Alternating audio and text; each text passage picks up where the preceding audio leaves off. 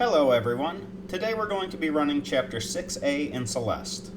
This is mostly a story-oriented chapter, but there's still a Crystal Heart and a B-side tape to collect, and I'll also break down some new mechanics along the way. There's also a ton of dialogue at the very start if you want to read along with me, but I'll timestamp the start of the level if you'd rather skip that. Either way, my name is Shirojin and I'll be your guide.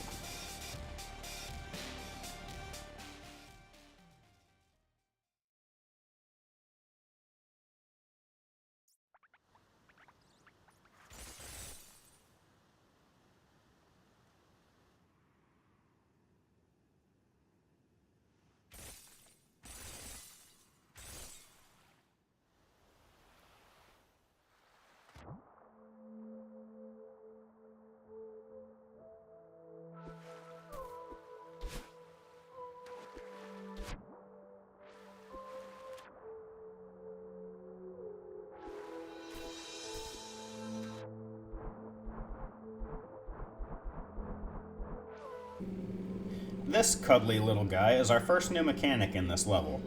You can dash into any side of this angry block and it will charge in that direction until it hits an obstacle. Then it'll slowly return to its starting position. When it's charging, there are certain walls that it can destroy along the way, which we'll make use of several times.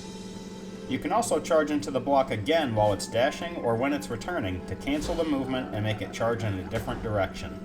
We're going to use that technique now to make it to the top of the room. The golden feather is our next new mechanic in this level. Jump into it and you'll turn into a ball of light and have relatively free movement for a short time. I say relatively because you have some inertia when you're trying to change directions. So rather than stopping on a dime, say when you want to change directions from up to left, you'll move in a bit of an arc as you're making your turn.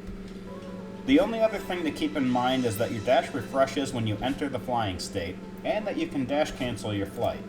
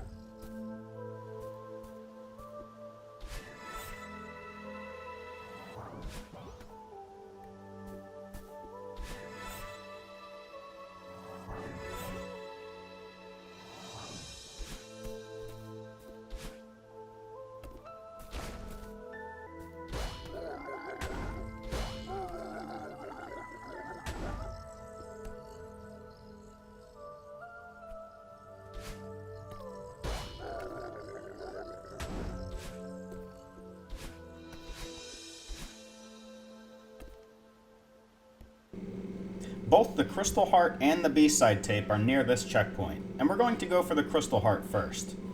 Now there's actually two ways to get up to the room we need. I don't want to unfairly bias your perception, but basically there's the official way and then there's the cool way. I'll show you the official way first. Make your way to the golden feather at the bottom, then fly it to the top right. When you make it to the cliff, there's a breakable wall that leads to another feather. If you fly this one straight up, you'll see a third feather. Then you can just fly this one straight to the left and you're there.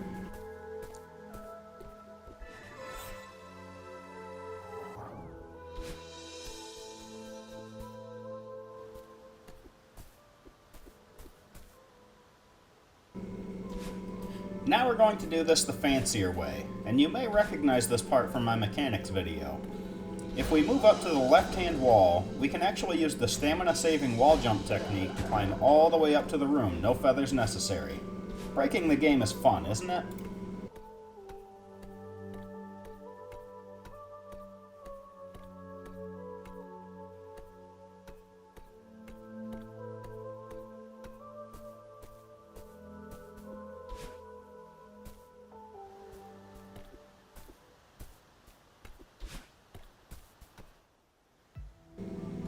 Now, because things can never be simple, we have a puzzle to solve before we can collect the crystal heart.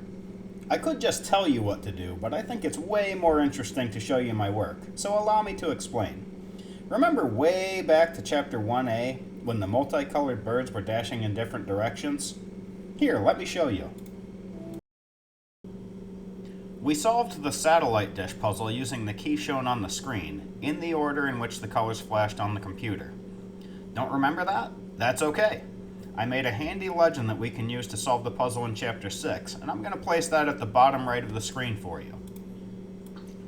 Now the first thing you'll notice are the colored diamonds at the top of the room, which correspond to the colors on our legend.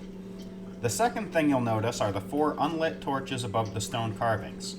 This first carving is just telling us to proceed left to right through the colors, so let's do that now. I'll translate the colors to their dash directions in the top right of the screen.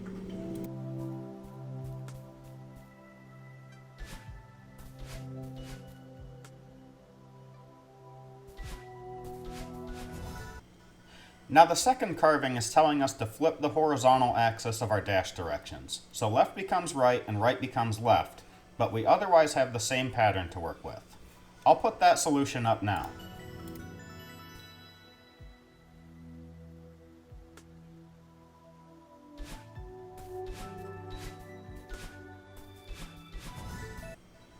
Now that I've shown you what's going on here, you can probably guess what the third carving is telling us.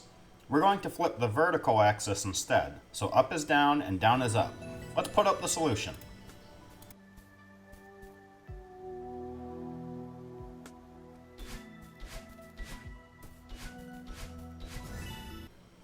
Now the last carving has been destroyed, but we can make an educated guess here, right?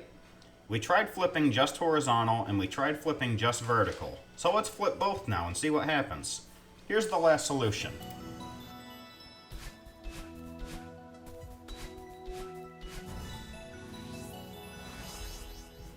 And now we can finally grab the crystal heart.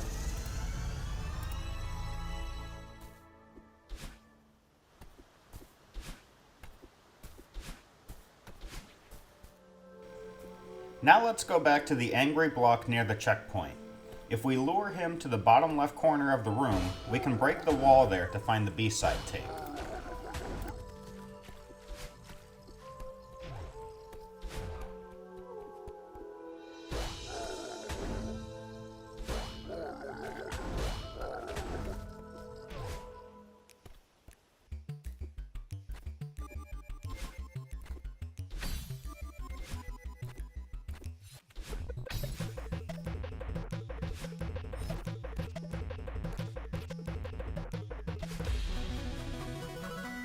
That actually does it for the collectibles in this level, but there's still plenty to do before the chapter's done, so let's press on.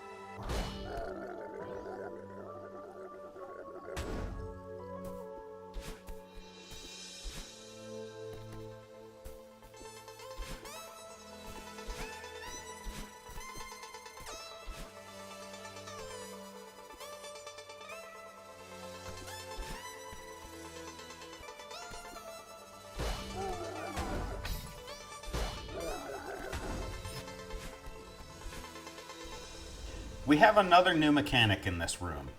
You'll bounce off of these bumpers in the direction in which you touch them, getting your dash back along the way. If you need a horizontal boost, I find it easiest to use a dash when you get the angle you want, since it'll be refreshed anyway. Vertical boost tends to be a lot easier to control by comparison, so if you ever need to stall for time in a room with bumpers, just keep hitting the top.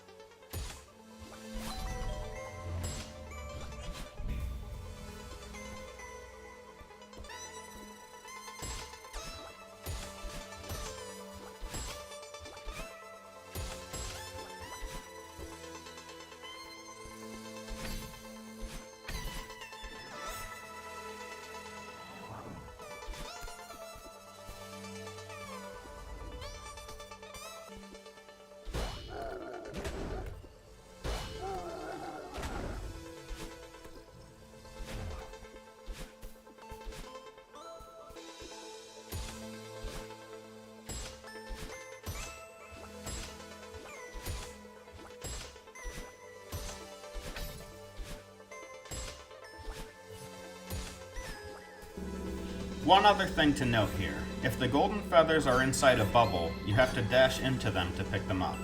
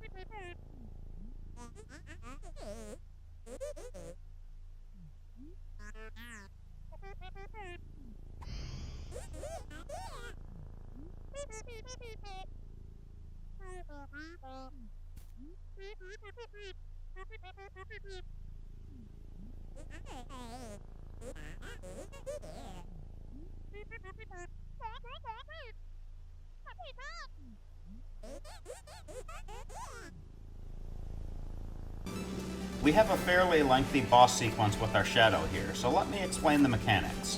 She has two main attacks, one where she shoots a slow-moving orb towards you, and one where she charges a beam to fire at you. The beam's line will be telegraphed and will blink just before she fires, so just move out of the way at this moment and you'll be fine. To complete the rooms, you'll have to attack her by running into her, which will often cause rocks to fall from the ceiling, so be aware of this after each time you catch her.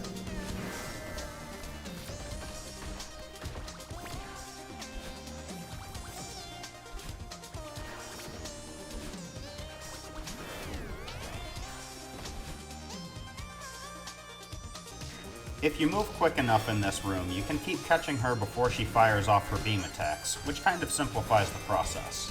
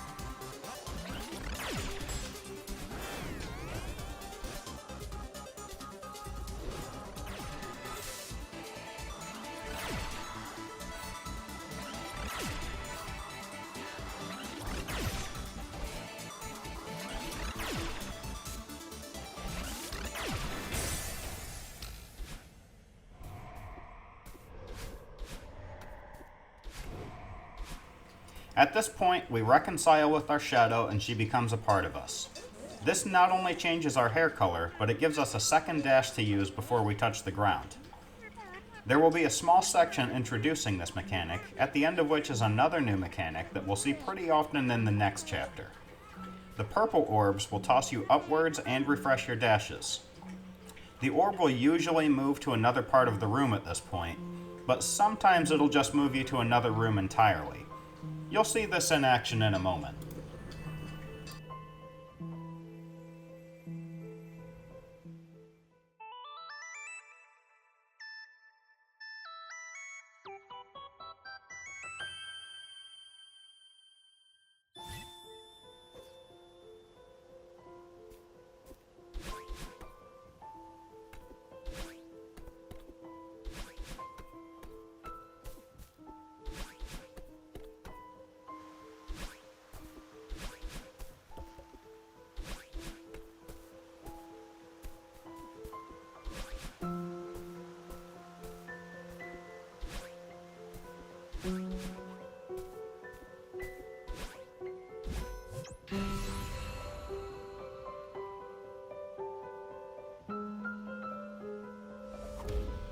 And that's the end of the chapter.